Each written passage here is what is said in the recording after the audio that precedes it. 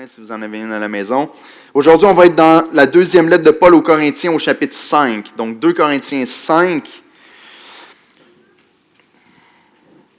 2 Corinthiens au chapitre 5. On continue, en fait, on termine notre série d'été, notre série du mois d'août ensemble aujourd'hui sur les 4 piliers de l'Église d'Oxa.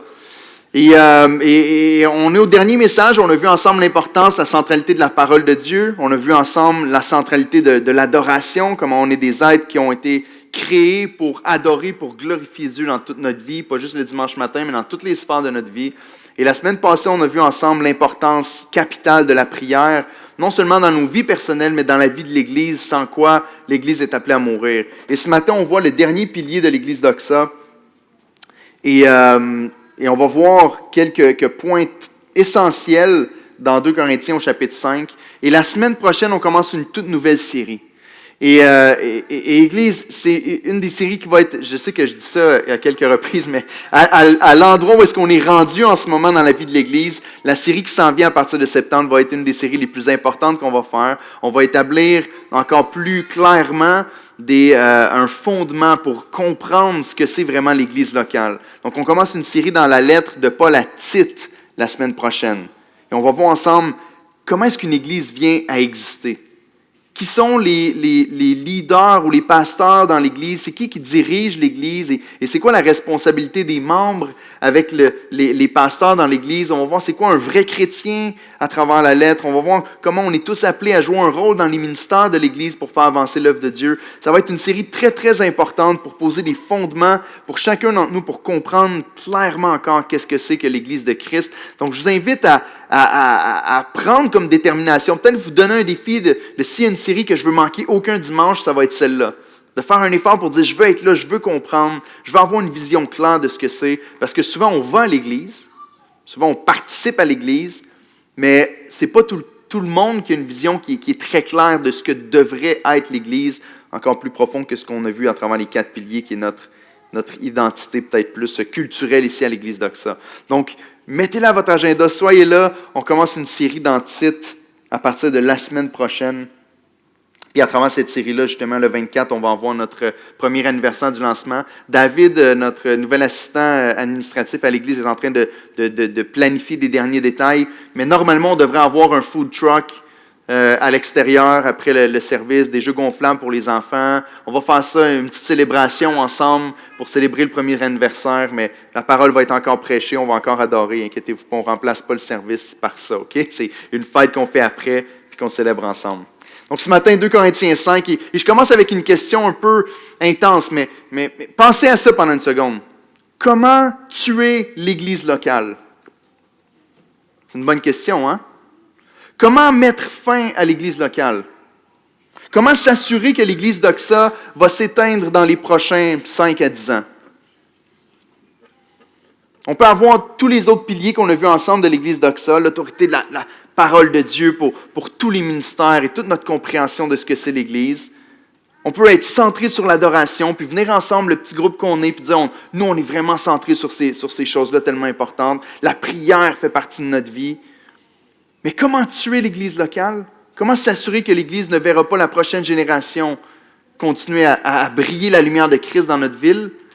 Ben, c'est facile, tu enlèves le dernier pilier. Si l'Église n'évangélise pas, si l'Église ne brille pas là où Dieu l'a appelé à briller, l'Église va s'éteindre après quelques années seulement. J'ai rencontré un couple il y a quelques années de ça qui me parlait de leur Église. Et c'était un petit groupe de personnes, il était peut-être moins de 10 personnes qui se rencontraient ensemble. Et ça faisait peut-être autour de 10 à 15 ans, peut-être même plus, qui se rencontraient ensemble. Et ce qu'ils font, c'est qu'ils se rencontrent et ils font des études bibliques ensemble. Puis ça fait 10 ans qu'ils font ça. Puis j'essayais de poser des questions. Bon, OK, puis est-ce que vous... il y a un développement, qu'est-ce que vous faites pour rayonner, ou est-ce que c'est un modèle d'église un peu différent, il n'y a pas nécessairement de leader, tout le monde partage comme ça. Puis ils m'ont dit, nous ce qu'on fait, c'est on n'ouvre pas la porte à d'autres personnes pour joindre le groupe, parce que si on fait ça, ils nous ralentissent, puis on ne peut pas continuer d'aller plus loin, puis après 10 ans d'études ensemble, on est rendu assez loin, fait qu'on n'accepte personne pour joindre, parce que ils ne comprendront pas où est-ce qu'on est rendu. Puis ça m'a attristé parce que je me suis dit, ben, ce groupe de chrétiens-là vont être ensemble pendant leur vie, mourir, puis après, ben, ça va être terminé. Est-ce que c'est ça l'Église? Quelle est la place de l'évangélisation dans l'Église de Christ? Quelle est la place de la mission de l'Église d'aller et de rayonner? Et comment est-ce qu'on fait pour tuer une Église? Ben, tout simplement, on arrête l'évangélisation. Ce qu'on veut voir ensemble à travers le texte, c'est comment est-ce que la Bible nous appelle à vivre justement cette mission-là de répandre l'Évangile autour de nous.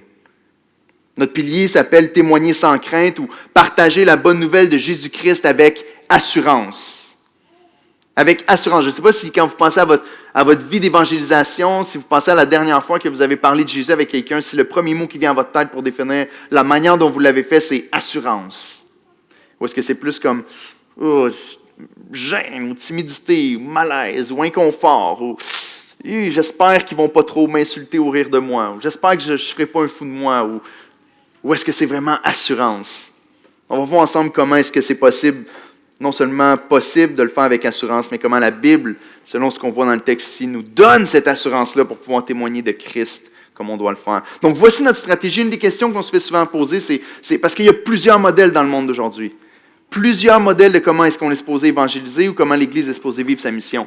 Et une des questions qu'on se fait souvent poser en tant que pasteur à l'Église, c'est vous, c'est quoi votre stratégie pour évangéliser le monde? Vous êtes à Brossard, c'est quoi votre stratégie pour évangéliser Brossard? C'est quoi votre stratégie pour évangéliser les villes qui sont représentées par les membres de l'Église? Voici notre stratégie. Notre stratégie, c'est vous, puis c'est moi. C'est aussi simple que ça. Notre stratégie, c'est que Dieu a placé chacun d'entre nous, enfants de Dieu, dans une famille, dans un quartier, dans un milieu de travail, dans une école, dans un endroit où est-ce que Dieu veut que notre lumière à nous puisse briller dans cet endroit-là. Vous savez, pas juste comme ne pas la mettre sous le sceau. Vous savez, des fois, on prend lorsque Jésus enseigne en Matthieu 5 que notre lumière brille devant les hommes, de ne pas la cacher sous un seau, ben, souvent on prend ça pour dire, il ne faut pas que je la cache, il faut juste que je la laisse briller. Il ne faut pas que je l'empêche de briller. Mais je crois qu'il parle de plus que ne pas l'empêcher de briller. Que la lumière doit briller, puis qu'on doit faire briller notre lumière dans le monde autour de nous. Donc, Dieu, sa stratégie, je crois, dans ce que je dis dans le texte, que c'est vous et moi. Et une des grandes confusions et honnêtement, si vous lisez l'histoire de l'Église, vous voyez que c'est dans les derniers 200 ans de l'Église, particulièrement avec Charles Finley, mais il y a toute cette pensée-là qui a commencé à confondre beaucoup de chrétiens et d'Église, où est-ce qu'on confond le rôle des chrétiens, on confond le rôle de l'Église avec celui des pasteurs. C'est vrai. Où est-ce qu'on commence à penser que l'évangélisation, la mission d'atteindre le monde, repose sur un programme que le pasteur va créer à l'église locale. Vous allez être déçus à Doxa si c'est votre pensée. Ou vous allez vous réjouir de voir que la parole n'enseigne pas vraiment ça. Mais où est-ce qu'on met tout notre espoir sur le fait que le pasteur ou les leaders de l'église vont créer des programmes pour que l'évangélisation repose sur ces programmes-là, puis que nous, on puisse être déresponsabilisés. Dire, maintenant, c'est eux, ça, c'est l'équipe d'évangélisation. Eux, ils vont faire la mission, puis nous, on va prier pour qu'eux, ils fassent bien la mission d'évangéliser. Alors que la Bible enseigne autre chose. Ce n'est pas à l'Église à créer ces ministères-là pour que l'évangélisation prenne place dans l'Église. Mais l'Église est appelée, les pasteurs sont appelés à équiper les croyants pour l'œuvre du ministère. L'Église et les pasteurs sont appelés à équiper les croyants pour que les croyants sortent et fassent rayonner leur lumière partout où ils sont, autour d'eux où Dieu les a placés. Donc l'évangélisation n'est pas juste un ministère organisé, planifié dans l'Église, une petite partie de l'Église qui est ségrégée à côté pour pouvoir être focusée sur l'évangélisation et les autres sont déchargés de cette mission-là. On croit que la Bible appelle chaque chrétien, je vais vous le montrer à travers le passage qu'on voit. Les dimanches matins, le rassemblement des croyants qui célèbrent Dieu ensemble, où l'Évangile est proclamé à chaque semaine, principalement aux croyants. Vous savez, il y a beaucoup de modes en ce moment qui parlent que l'Église est pour ceux qui ne sont pas chrétiens. La Bible ne parle pas de ça. L'Église est pour les chrétiens. On est des croyants réunis ensemble qui entendons l'Évangile à chaque semaine, qui entendons la parole de Dieu, qui comprend l'Évangile de plus en plus, qui grandit dans notre foi et dans notre vie de disciples de Christ et qui ensuite rejoignent un monde perdu à l'extérieur. Donc pour ceux qui nous ont joints depuis plus qu'1 an, vous avez peut-être commencé à capter quelque chose à travers les services ou à travers la direction qu'on prend. Si vous nous avez joints depuis un peu plus qu'un an, vous avez peut-être commencé à voir que l'Évangile est annoncé à chaque semaine. Et oui, lorsqu'il y a des non-croyants, normalement, ils vont être capables de comprendre ce que Jésus a fait à la croix pour nous à chaque semaine. On l'entend à travers la prédication, on l'entend à travers les chants à chaque semaine, on l'entend à travers les groupes et les cours qu'on fait ensemble.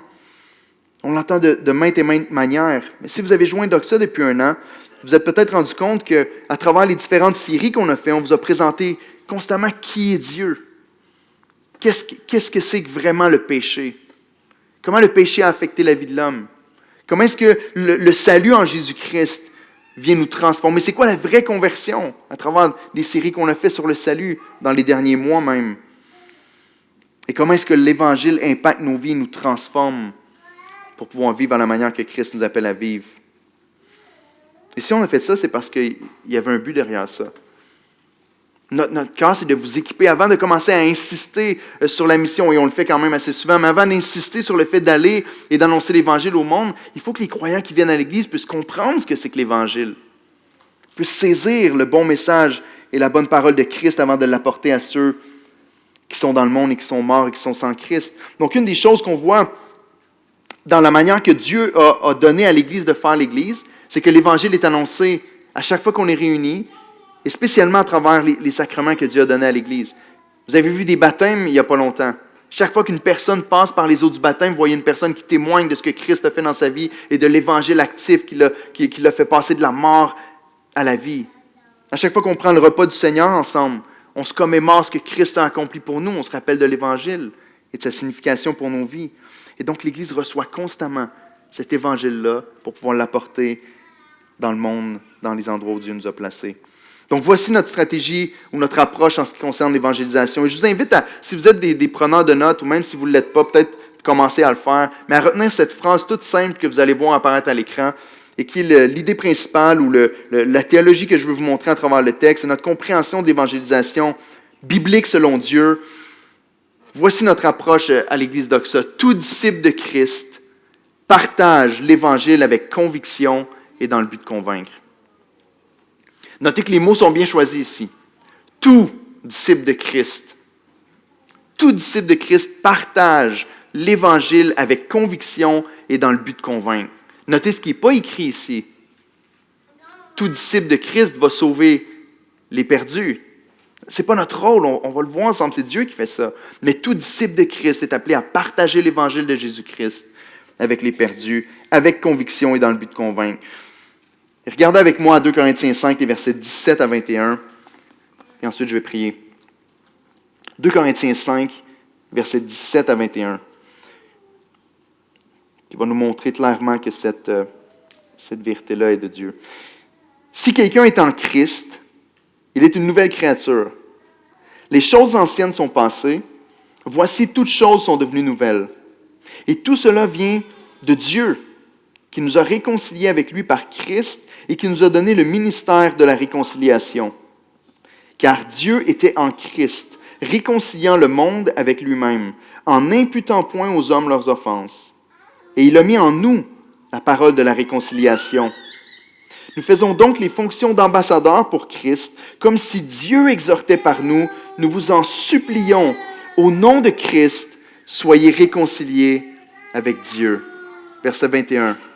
Celui qui n'a point connu le péché, il l'a fait devenir péché pour nous, afin que nous devenions en lui justice de Dieu. Laissez-moi encore prier. Notre Père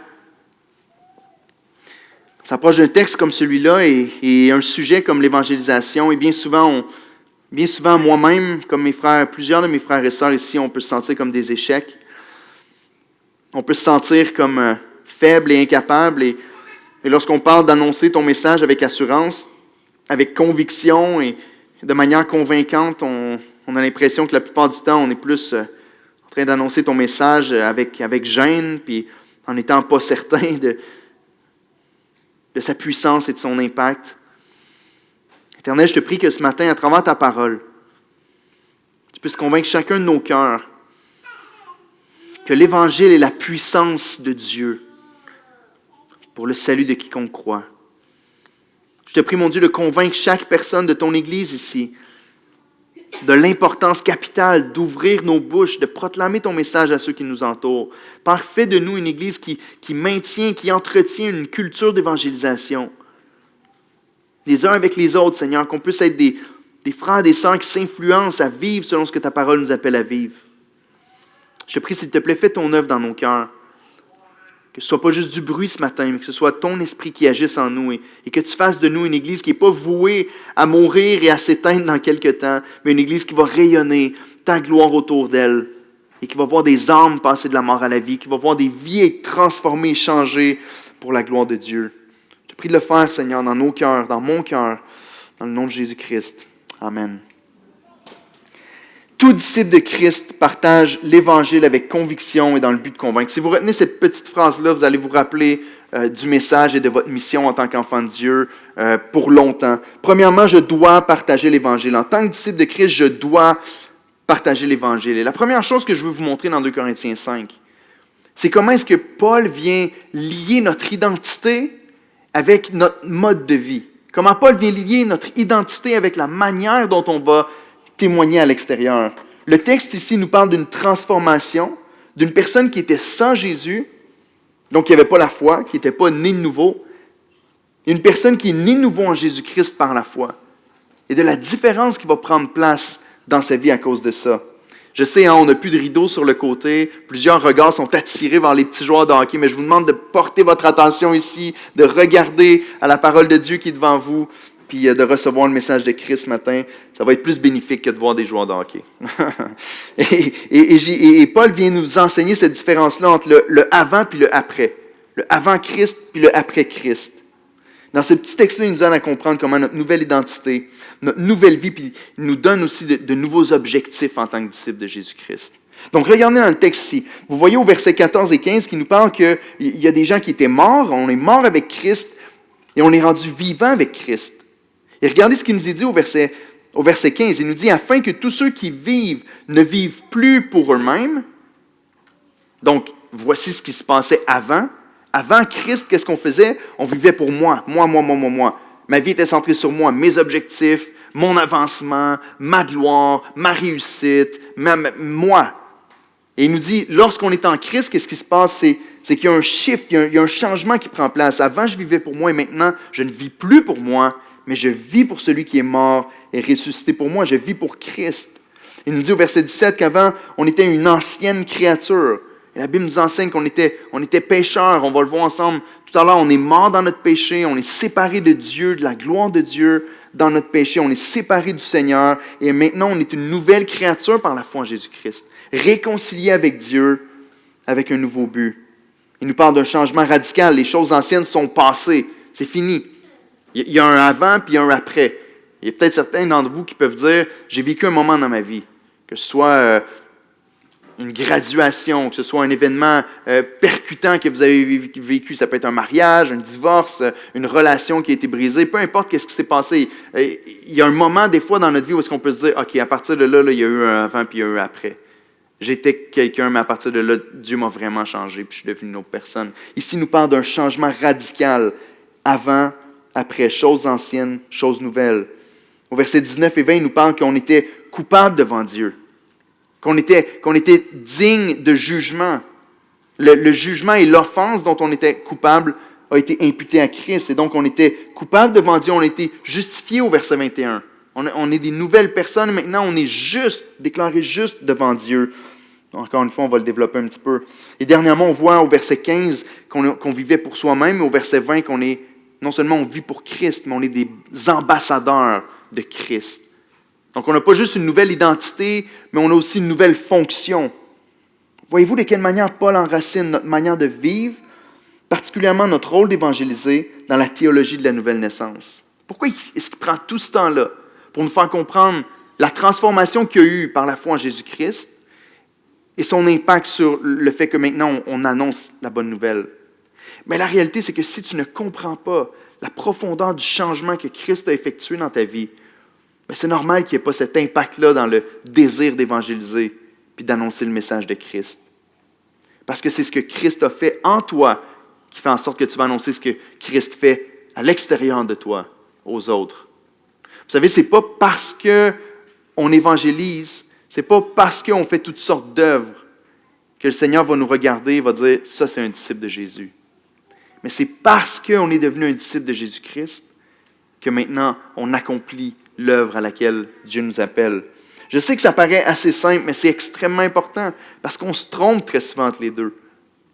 Parfois, on confond les deux puis on devient un peu mélangé. La mission du croyant découle d'une réalité identitaire. Ici, tu accomplis la mission parce que tu es devenu un disciple de Christ. Et regardez au mot que Paul utilise. Lorsque Paul parle de cette transformation-là, il nous dit « Voici votre nouveau ministère en un mot ». Peut-être que vous pouvez écrire ces 4 mots-là ou les encercler dans votre Bible ou le surligner selon vos habitudes. Mais il nous dit « Voici votre nouveau ministère en un mot, réconciliation ». Vous avez reçu le ministère de la réconciliation. Voici votre nouveau rôle dans ce ministère-là. Vous êtes des ambassadeurs. Il dit, voici votre nouvel outil dans ce ministère-là, la parole. Il nous parle de la parole de la réconciliation. Il a mis en nous la parole de la réconciliation. Donc, on a un nouveau ministère, la réconciliation. On est des ambassadeurs. Notre nouvel outil est la parole de la réconciliation. Et voici notre approche à la fin du texte. Supplions. On va le développer tantôt. On va voir cet aspect-là de supplier puis d'annoncer avec conviction.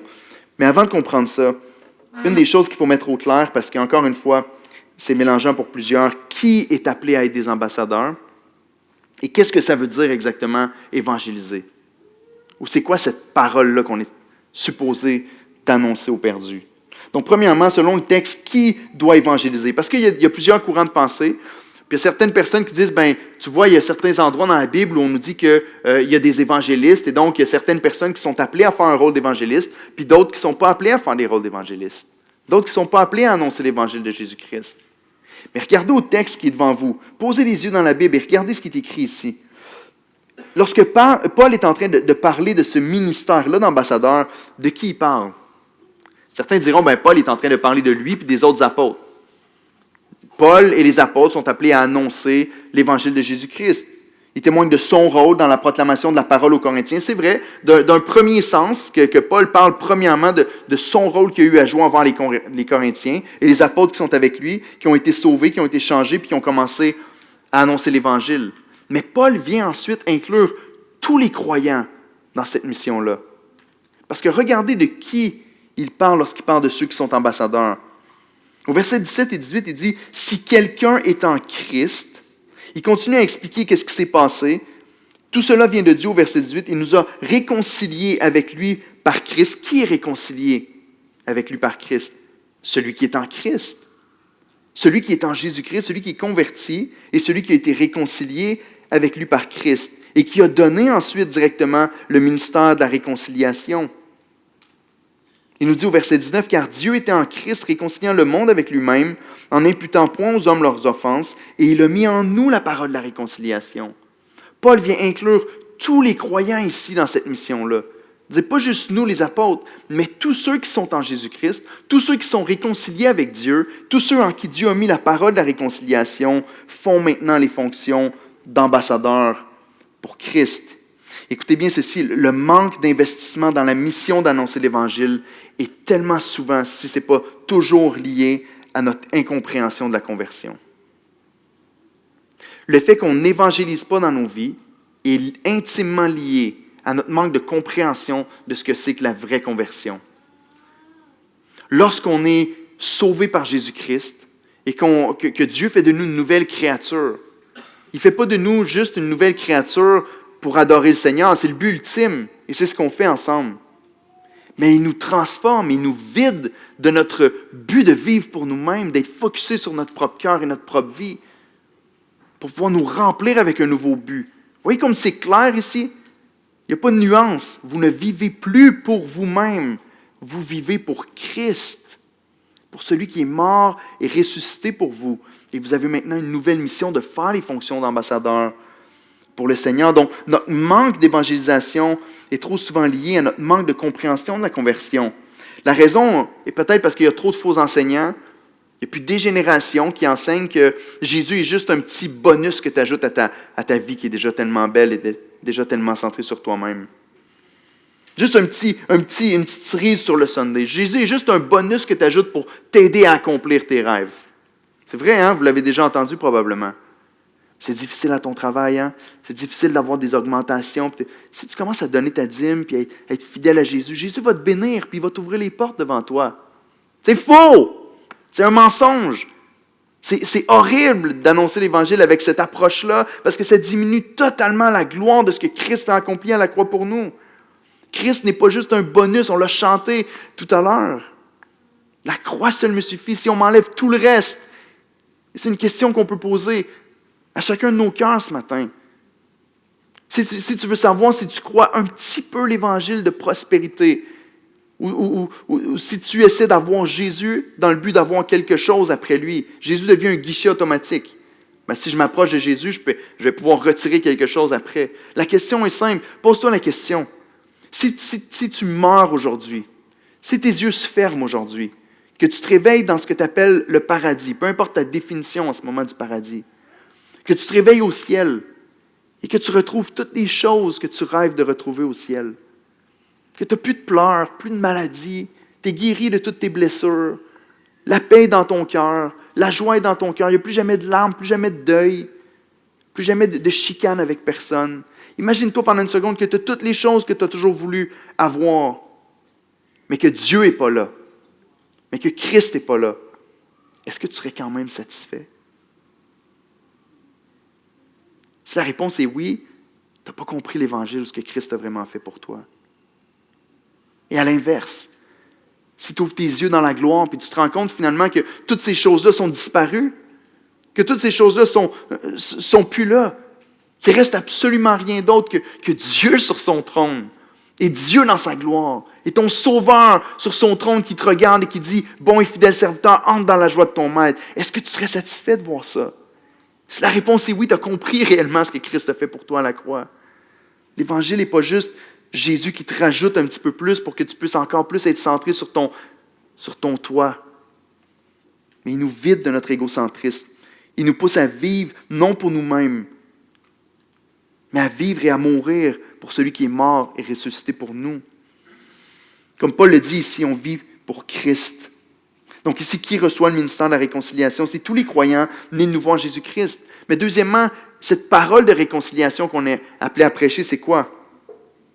C'est quoi l'Évangile? Parce qu'encore une fois, on a beaucoup de faux enseignants, puis on a beaucoup de choses qui ont été présentées comme étant l'Évangile et qui ne l'est pas.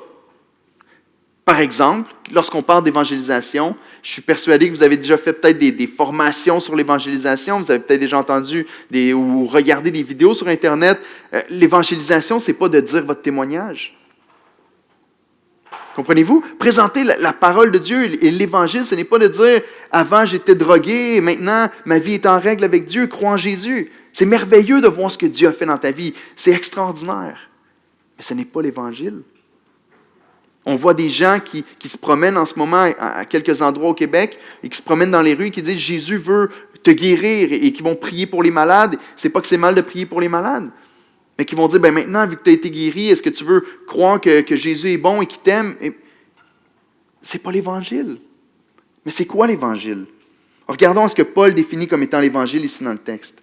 Si vous apprenez encore une fois l'idée principale du message, vous allez vous rappeler de ce que c'est que notre mission. Tout disciple de Christ partage l'Évangile. Pas n'importe quel message, mais l'Évangile avec conviction et dans le but de convaincre. Donc, Paul définit le message de Dieu ici comme étant Dieu qui nous a réconciliés avec lui-même par Christ. Dieu qui nous a réconciliés avec lui-même par Christ. Il explique dans le verset suivant, il explique en n'imputant point aux hommes leurs offenses. Au verset 21, que Jésus est devenu péché pour que je puisse devenir justice de Dieu en lui. C'est des mots qui, si ce n'était pas écrit dans la Bible, on pourrait considérer comme blasphème pratiquement. Jésus, Dieu le Fils, est devenu péché. Le message que Paul enseigne ici, c'est que l'Évangile, la bonne nouvelle, euangelion dans le grec, c'est carrément une bonne nouvelle, c'est que Jésus-Christ, le Fils de Dieu, est descendu sur la terre, alors que nous, on était pécheurs et rebelles contre Dieu. Vous savez, on n'est pas juste des personnes qui prennent des mauvais choix et qui subissent certaines conséquences. On n'est pas juste des pauvres personnes qui sont trompées de chemin, puis Jésus vient juste pour nous aider à marcher dans une voie où on va être plus heureux. On est rebelles, opposés à Dieu. Il y a un roi qui règne, qui a créé l'univers, qui nous a mis dans ce monde-là, avec amour, avec grâce. Et nous, on a dit, Seigneur, je n'ai pas besoin de toi. Je ne veux pas que tu règnes sur ma vie. Je suis maître de ma vie. Je suis le roi de mon existence. Je prends mes décisions tout seul. Je n'ai pas besoin que tu t'impliques là-dedans. Je fais ce que je veux. Et alors qu'on est rebelle et qu'on rejette le Seigneur de cette manière-là, Dieu dit, OK, l'homme, dans son libre arbitre, dans ses propres décisions, ne va jamais se tourner vers moi. Il continue sans cesse de rejeter et de vouloir vivre sa vie à sa manière. Alors ce que le Seigneur fait, c'est qu'il dit, je vais le prendre entre mes mains. Je vais venir moi-même. Pareil comme dans l'Ancien Testament où Moïse a passé devant le peuple. Vous savez, lorsqu'il a frappé un rocher et que l'eau en est sortie, il y a eu comme cette scène de procès devant tout le peuple. Où Moïse est arrivé devant le peuple alors que le peuple reprochait à Moïse d'être infidèle, de les avoir conduits dans le désert pour mourir. Moïse passe devant le peuple et Dieu dit, le rocher qui est là, je vais me tenir sur le rocher et tu vas frapper le rocher et de l'eau va en sortir, dans Exode 17. Et à ce moment-là, qu'est-ce qui est arrivé? Il y a une image qui est donnée dans ce texte-là où Dieu lui-même reçoit le jugement, lui-même est frappé pour que la vie en sorte et que le peuple puisse vivre. De la même manière, Dieu est venu lui-même sur terre dans l'incarnation. Il s'est fait homme. Et il est mort sur la croix. Il a été frappé. Selon Isaïe 53, la Bible nous dit qu'il a été puni de Dieu, frappé de Dieu. Il n'a pas juste donné un bel exemple. Jésus a subi la condamnation qui nous revenait pour que nous, on puisse recevoir la vie par la foi en lui. Donc ici, en théologie, on parle d'un grand échange. Jésus a subi sur lui la colère de Dieu et il nous donne sa justice. C'est ça l'Évangile. Vous savez, une des choses qu'on entend tellement souvent dans les dernières années, c'est qu'on essaie d'enlever l'aspect choquant de l'Évangile. J'ai déjà témoigné à un frère et à un ami à un moment donné, puis lorsque je lui disais, tu sais, t'es pécheur, t'es rebelle contre Dieu, t'es opposé à la volonté de Dieu, et t'as besoin d'un sauveur. C'est pour ça que tu as besoin que Christ meure à la croix à ta place, pour qu'il puisse payer pour tes péchés, pour que te rendre juste et que tu puisses te présenter devant Dieu. Parce que dans tes péchés, c'est impossible. Et ce qu'il m'a répondu, c'est, tu es en train de me dire que depuis le début de ma vie, je base ma vie sur le néant, puis que toute ma manière, ma philosophie de vie est mauvaise, puis que tout ça doit être détruit, puis que je dois tout changer ça pour prendre ce que la Bible enseigne. C'est dur comme message, non? Ça fait mal, c'est choquant. Puis il s'est révolté, puis il a dit, laisse faire ça. Tu es en train de me dire que je suis une mauvaise personne, c'est ça? Oui, puis moi aussi. C'est pour ça qu'on a eu besoin d'un sauveur. Mais on essaie de retirer cet aspect choquant de l'Évangile, parce qu'on ne veut pas que les gens soient fâchés contre nous, on ne veut pas que les gens soient révoltés, et au bout du compte, on vide l'Évangile de sa puissance, parce que qui veut avoir un sauveur lorsque tu n'as pas besoin d'un sauveur?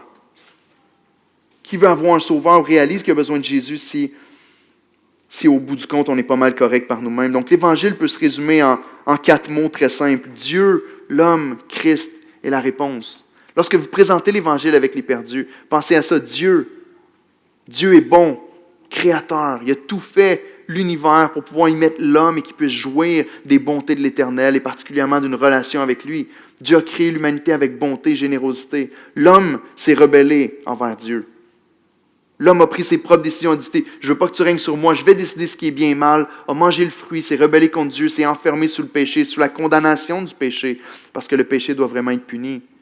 Troisièmement, Christ, face à cette rébellion, Dieu a envoyé son Fils Jésus pour nous sauver, pour être notre substitut, pour mourir à notre place sur la croix, pour que nous, on puisse avoir la vie et la réconciliation avec Dieu. On était privés du plus grand bien qui soit, Dieu lui-même. Et par Christ, on est réconcilié, on peut goûter à la bonté du Seigneur. Et dernièrement, la réponse, qu'est-ce que tu vas faire avec ce message-là? Même ce matin, vous savez, je ne veux pas prendre pour acquis que tout le monde qui est ici est déjà sauvé en Jésus-Christ. Même ce matin, si tu entends ce message-là pour la première fois, sache que tu peux mettre ta foi en Jésus-Christ aujourd'hui. Croire que Jésus est vraiment mort pour tes péchés. Croire que c'est possible de recevoir la vie nouvelle en Jésus-Christ puis être sauvé. Fais-le ce matin. Fais-le ce matin, attends pas plus tard. Donc Dieu, l'homme, Christ est la réponse. Vous savez, certains, d'une manière très mauvaise a pu dire « prêcher l'Évangile, puis s'il faut, utiliser des mots ». Vous avez déjà entendu ça, hein? Prêcher l'Évangile, s'il faut, utiliser des mots. Autrement dit, vos bonnes actions, votre bon témoignage dans le voisinage va être une déclaration de l'Évangile puis de l'amour de Dieu plus fort que les mots que vous pourriez présenter. Mais la parole est très claire ici. Il a mis en nous la parole de la réconciliation. L'Évangile est premièrement des mots. On doit présenter un message. De dire « prêcher l'Évangile, s'il faut, utilise des mots », c'est pareil comme de dire « reste vivant, puis s'il faut, respire ». Ça ne fonctionne pas. Ça ne fonctionne pas. Tu ne peux pas prêcher l'Évangile juste en étant une bonne personne dans ton voisinage. Donc voici la réalité de ce que Paul enseigne. Chacun d'entre nous, on est appelé à prêcher l'Évangile. Chacun d'entre nous, on est supposé de prêcher l'Évangile et pas n'importe quel autre message qu'on pourrait trouver. Notre ministère, ce n'est pas l'attitude de récréation, mais une parole de réconciliation. On doit inviter les gens à être réconciliés avec Dieu. Et voici le plan d'évangélisation pour l'Église. Chacun d'entre nous sommes des porteurs, des ambassadeurs de cette bonne nouvelle dans les lieux où on se trouve. 2 derniers points rapidement en terminant. Je dois partager l'Évangile avec conviction. Notre déclaration dit « Tout disciple de Christ partage l'Évangile avec conviction et dans le but de convaincre. » Pourquoi avec conviction? Parce qu'ici, je vais attirer votre attention au verset 20. Lorsque vous regardez à ce qui est expliqué ici, puis ça a toujours été un passage qui m'a frappé ou qui m'a saisi, dans la manière que Paul est en train d'enseigner qu'on est supposé d'inviter les autres à croire en Jésus. C'est assez impressionnant lorsque vous regardez au verset 20 ici. Il nous dit, « Nous faisons donc les fonctions d'ambassadeurs pour Christ, et voici comment. » Donc on est tous des ambassadeurs, mais voici de quelle manière ça se passe lorsqu'on proclame l'Évangile. Il nous dit, « Comme si Dieu exhortait ou encourageait par nous, nous vous en supplions, au nom de Christ, soyez réconciliés avec Dieu. » Regardez à juste ce petit verset-là pour un instant. Est-ce que vous êtes capable de comprendre par ce verset-là que c'est possible pour nous de partager l'Évangile de manière apathique, de manière détachée, de manière avec cette gêne, ce frein-là de se dire, c'est ça, c'est Jésus. Et, si tu veux, tu peux donner ta vie à Jésus ou pas, mais en tout cas, la Bible nous dit ici, c'est comme si Dieu lui-même, comprenez-vous, Dieu, le Saint-Esprit, habite chacun des croyants et c'est comme si Dieu lui-même intercède ou exhorte à travers nous. Comme si Dieu, à travers ses disciples, parle aux gens qui sont autour de nous. Et quel message il dit? Il nous dit, nous vous en supplions au nom de Christ, soyez réconciliés avec Dieu. Ce n'est pas un message faible où on est supposé d'être avec nos frères et sœurs ou avec les gens avec qui on parle de Jésus, puis leur dire, écoute, c'est une des options dans ta vie, ce n'est pas la grande suggestion. C'est la grande supplication. Il y a une différence entre suggérer et supplier, non? Si j'ai un vélo et quelqu'un vient pour le voler puis je lui dis, je te suggère de ne pas voler mon vélo, ça ne sera pas la même chose que je te dis, je t'en supplie, vole pas mon vélo s'il te plaît. Il y a une différence, non? Dans notre approche envers l'évangélisation, c'est la même chose. Non seulement il nous dit, nous vous en supplions, mais il dit, au nom de Christ. De quelle manière exactement est-ce que Dieu exhorte ou encourage, nous vous en supplions au nom de Christ? Soyez réconciliés avec Dieu. La manière dont on va évangéliser, la conviction avec laquelle on va proclamer le message aux perdus, doit refléter la manière dont Dieu a supplié le monde d'être réconcilié avec lui. De quelle manière est-ce que Dieu l'a fait? Dieu a envoyé son Fils mourir sur la croix. Dieu s'est incarné lui-même, a pris sur lui la punition de nos péchés pour venir étendre ses bras sur la croix et dire, je vous en supplie, soyez réconciliés avec Dieu. Ce n'est pas un faible message, mais c'est un appel à considérer la grandeur de l'amour et de la grâce de Dieu.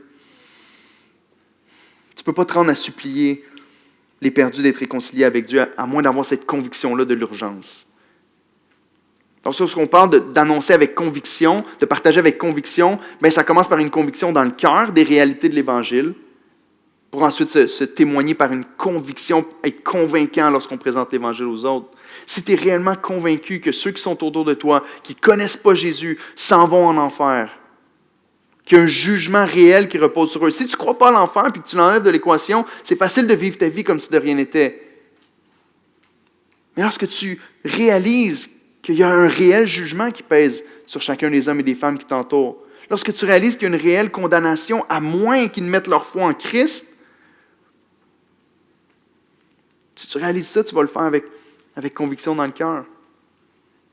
On est allé en vacances au Kentucky cet été avec les enfants pour aller voir l'arche de Noé qu'ils ont rebâti dans les dimensions apparemment identiques à celles de la Bible. Et quand on regardait et qu'on se promenait dans l'arche, et ils mettent du bruit de pluie et tout ça, de tonnerre autour pendant que tu circules pour visiter les différents aspects. Et une des choses qui nous touchait, c'est de se dire, imaginez-vous être à l'époque de Noé, de savoir qu'il y a un jugement réel qui s'en vient sur le monde, de savoir que vraiment l'eau va arriver, que les gens vont périr et qu'ils vont mourir. C'est avec raison que le Nouveau Testament appelle Noé le prédicateur de justice. Noé a annoncé le message. Et ça ne devait certainement pas être de manière détachée. Écoutez, si vous voulez entrer dans mon gros bateau, vous pouvez, mais sinon, vous allez tous être noyés. Non, il y avait une conviction, c'est réel, au risque de se faire traiter de fou. Max Style, qui est un homme qui a écrit un livre sur l'évangélisation, qui va être disponible pour vous. On va avoir une 20aine de copies la semaine prochaine. Pour ceux qui le veulent, vous pourrez en prendre une copie pour votre famille. Il dit « L'audace, à mon sens, est l'élément le plus nécessaire à la communauté chrétienne pour l'évangélisation. » L'audace, l'assurance d'annoncer le message avec laquelle on doit l'annoncer. Notre pilier sur l'évangélisation est Éphésiens 6, 19 à 20. Lorsque Paul demande à l'Église de prier pour lui, il dit « Priez pour moi aussi afin qu'il me soit donné, quand j'ouvre la bouche, de faire connaître avec hardiesse et librement le message que je suis supposé d'annoncer aux perdus. » Il me dit que je le fasse avec assurance comme je dois en parler. On doit annoncer avec ce reflet, notre annonce de l'Évangile doit refléter l'importance du message. De la même manière que tu peux crier dans un building qui est en train de brûler aux gens de sortir, ou tu peux juste leur dire, le building brûle, puis toi, tu es assis à ta table en train de manger ton lunch. Si vous voulez sortir tout de suite, allez-y, je vais finir mon lunch. Ça fait une différence. Ma maison a brûlé quand j'avais 16 ans, 15 ans, ou quelque chose comme ça. Je dormais au sous-sol, puis le feu a commencé en haut. Le conjoint à ma mère, à l'époque, est descendu en bas au sous-sol en courant. Donc déjà, j'étais couché la nuit, tu entends les marches. Il a ouvert ma porte de chambre, il a dit « On est en train de passer au feu! » Il a refermé ma lumière de chambre, puis ma porte, puis il est sorti. Donc, c'était sûrement pas voulu, il était très stressé. Mais la panique est montée immédiatement dans mon cœur, puis j'ai dit « Il faut que je sorte d'ici. » Je suis sorti en sous-vêtements dehors, en plein janvier, dans la neige, puis j'étais sain et sauf. Mais la manière que tu proclames le message fait une différence.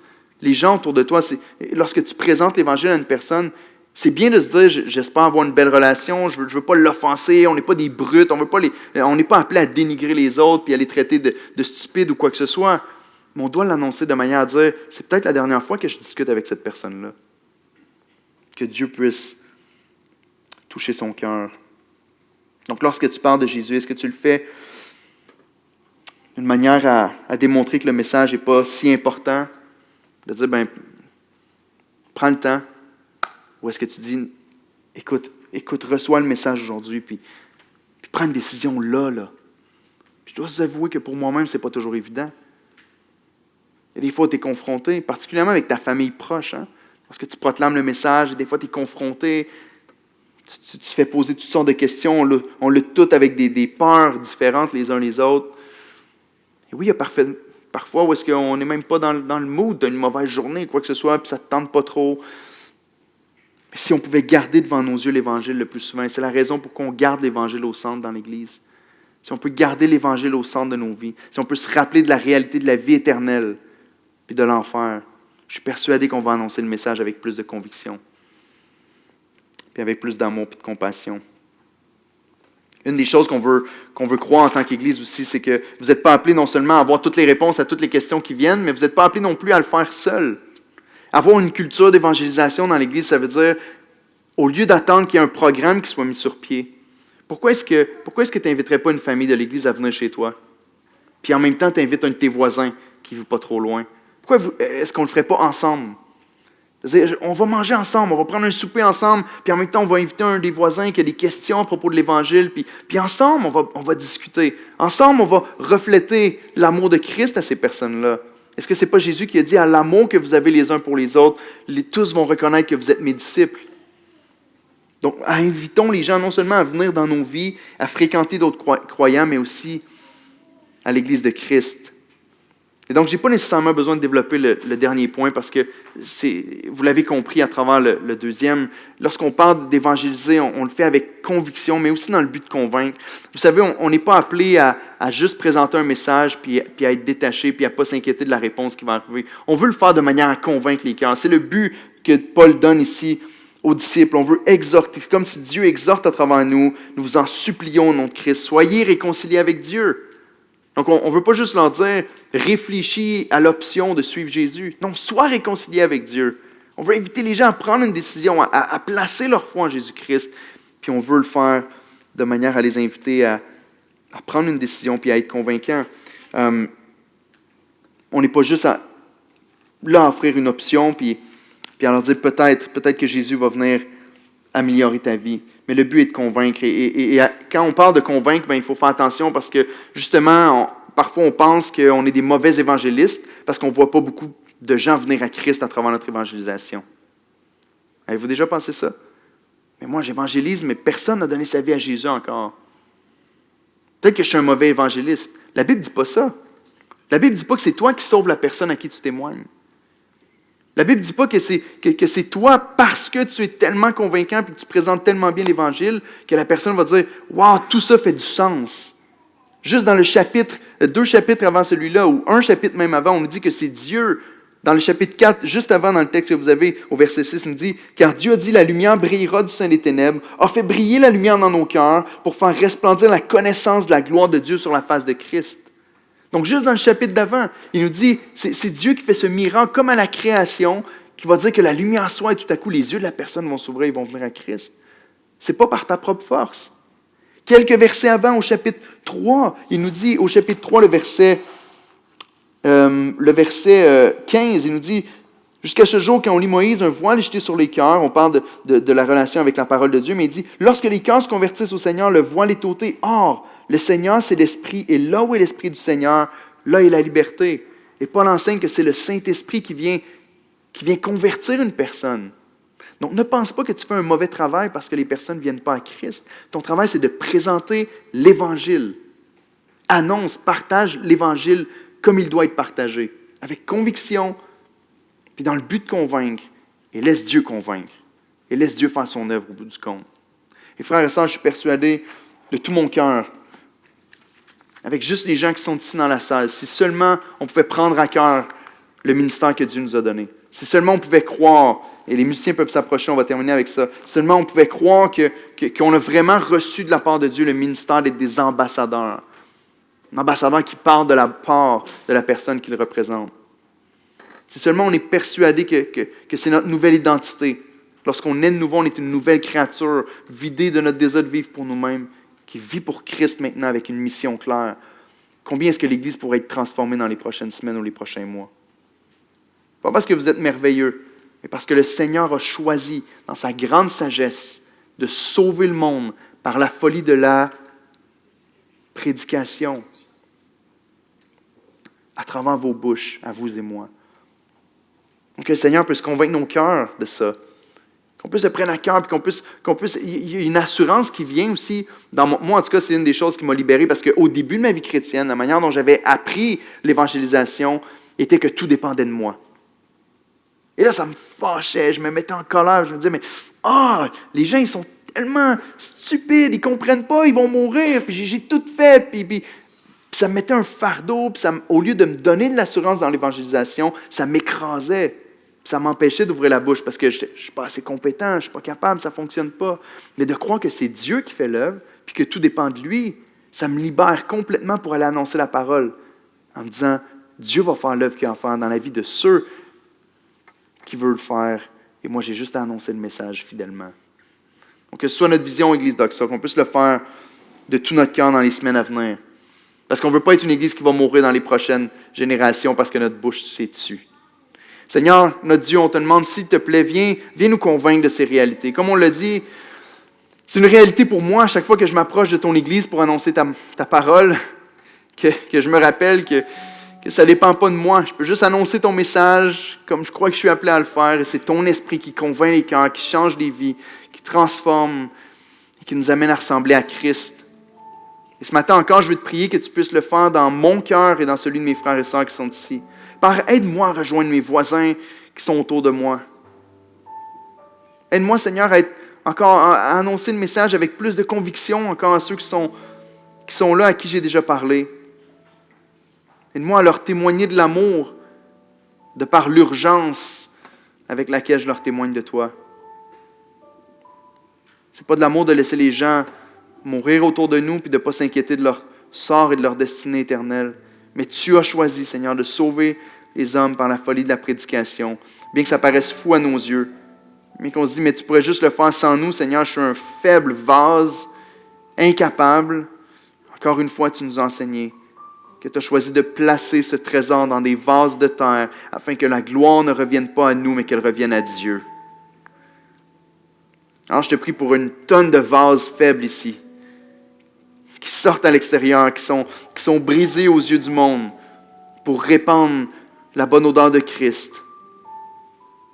Une odeur de vie pour ceux qui vivent, puis une odeur de mort pour ceux qui périssent. Fais-nous une Église active, vivante, Seigneur, qui prend à cœur la mission que tu lui as donnée. Merci, mon Dieu, pour l'Église d'Oxa. Merci pour les frères et sœurs qui sont ici ce matin. Je te prie, s'il te plaît, de ne pas retirer notre chandelier, de ne pas faire que l'Église s'éteigne après un bout de temps, de ne pas faire qu'on est juste un groupe qui continue de se nourrir les uns les autres, mais qui oublie qu'il y a des gens qui périssent et qui ont faim à l'extérieur. Envoie-nous dans la mission éternelle. Et que les uns avec les autres, dans les prochains mois, on peut se réjouir de voir les personnes que tu as conduites à toi, dans notre faible service. Amen.